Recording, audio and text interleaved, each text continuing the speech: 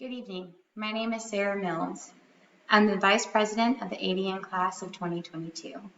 On behalf of myself and my classmates, I'd like to thank each of you for coming out today to help us celebrate our graduation. We've all worked incredibly hard to get here. It is my honor to introduce to you our next guest speaker. She's a woman who knows all too well the obstacles that one can face in both their educational and personal lives. She finished her bachelor's degree as a single mother of 3 small children. She graduated from Marshall University with the highest honors and a master's degree in social work after experiencing the death of her husband, Captain Jeff Bowen, unexpectedly in 2012.